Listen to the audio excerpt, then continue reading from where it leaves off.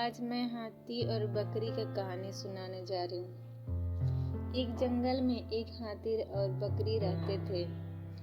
दोनों बहुत पक्के दोस्त थे।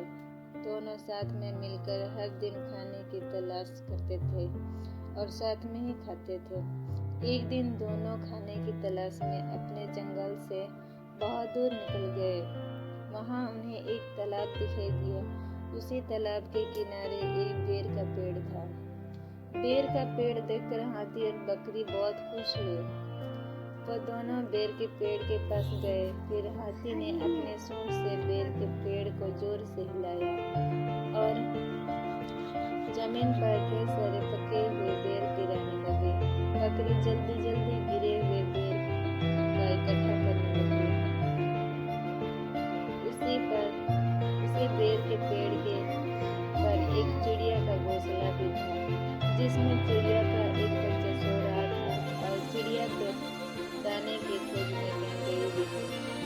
बेर का पेड़ जोर से हिलाने के कारण चिड़िया का बच्चा घोंसले से बाहर तालाब में गिर पड़ा और डूबने लगा। चिड़िया के बच्चे को डूबता हुआ देखकर उसे बचाने के लिए बकरी तालाब में कूद गई, लेकिन बकरी को तैरना नहीं आता था। इस वजह से वो भी तालाब में डूबने लगी।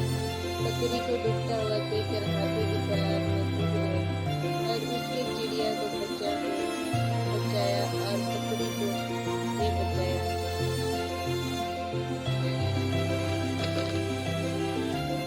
इतने में चिड़िया भी वहाँ पर आ गई और वह अपने बच्चों को सही सलामत देखकर बहुत खुश हुई।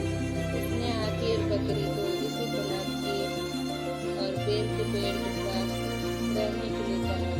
तब से हाथी और बकरी और चिड़िया के साथ उस बेर के पेड़ के नीचे रहने लगे।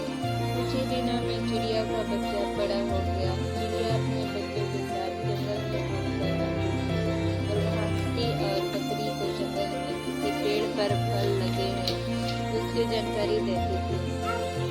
इस तरह हाथी, बकरी और चिड़िया मजे में रहते थे और खाते पीते थे।